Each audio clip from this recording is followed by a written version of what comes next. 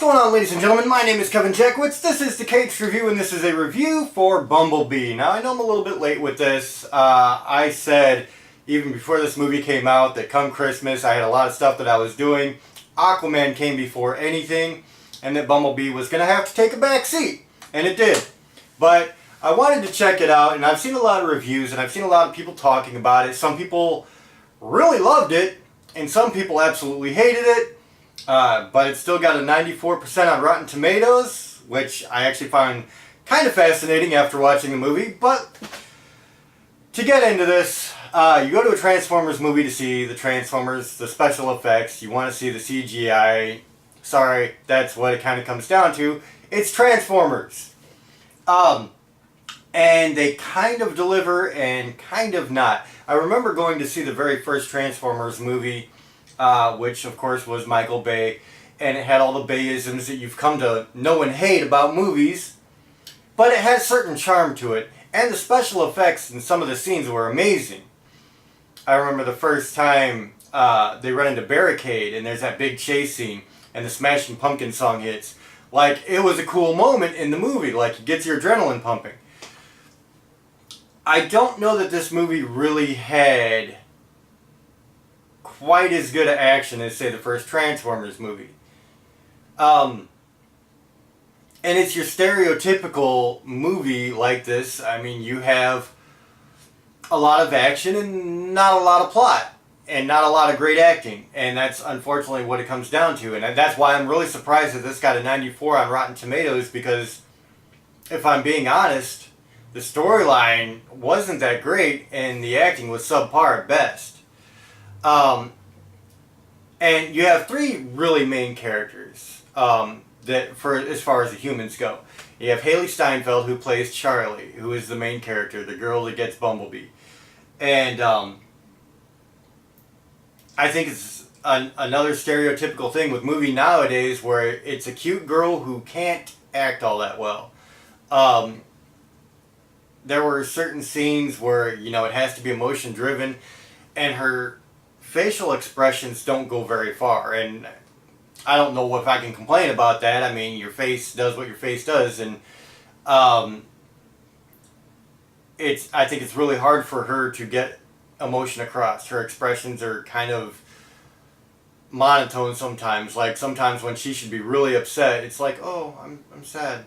And that's kind of how you feel about it. And it's like, it didn't really work for me.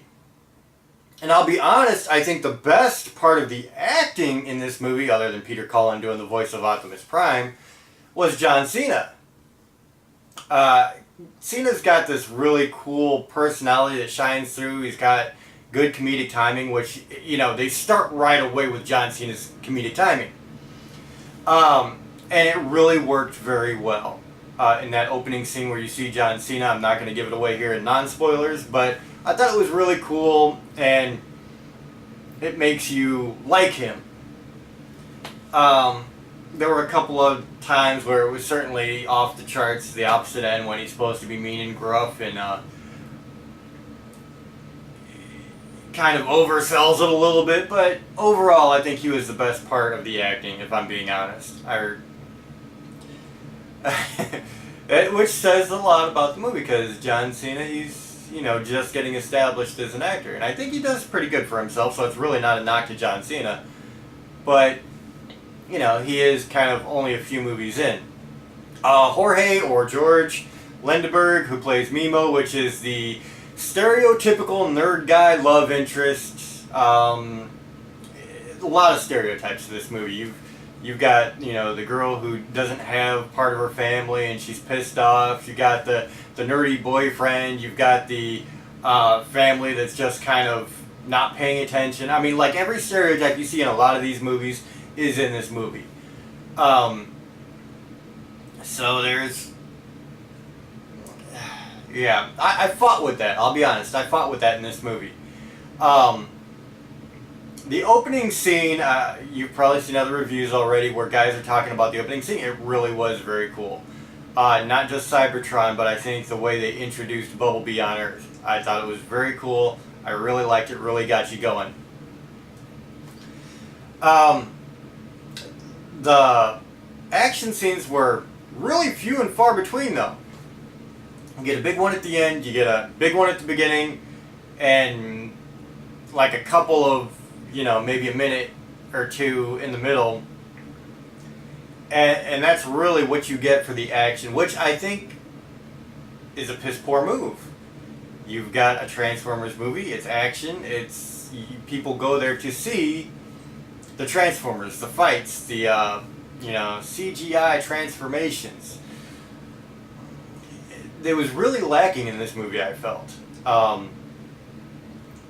And so when you add on not great plot and kind of bad acting at times, that hurts what you're doing. And that's why, again, I have to say another time, I am really surprised this has a 94 on Rotten Tomatoes. I am really, really surprised, because I felt like there was so much lacking in this movie. And there was a certain charm, like I said, that the first movie had that I don't think they recaptured here. Like, it was fun to watch at times. There were moments where it was, truly a joy. And there were moments where the acting alone just made me like, oh my god, dude. So, as with a few action movies that have come out lately, that's what you need to expect. You need to expect to go in there, shut your mind off, enjoy the movie for what it is, and don't expect a lot of plot, don't expect a lot of great emotional acting, because you're not going to get it. Either one of those.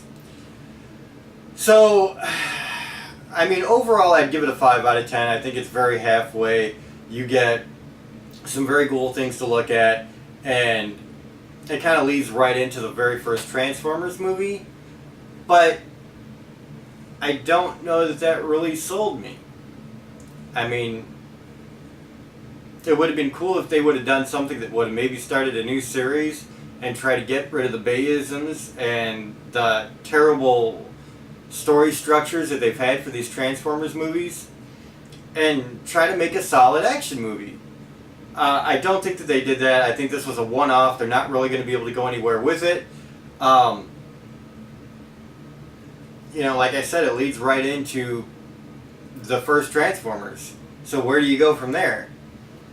You'd have to build a sequel, but again, you'd have to get rid of a lot of things. Like the structures, the story writing for these movies has been just god-awful every time.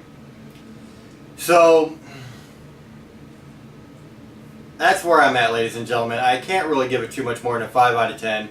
I liked it. I did not love it. I was entertained at parts. Some parts I was just kind of cringing. And that's where I'm at. So, I'm sure a lot of you have seen it. Let me know what you think in the comments. If you haven't seen it yet, go see Aquaman twice. And that's where it is. If you enjoyed this, hit the like button, subscribe, and share. My name is Kevin Jackwitz. Kaged Nation, out.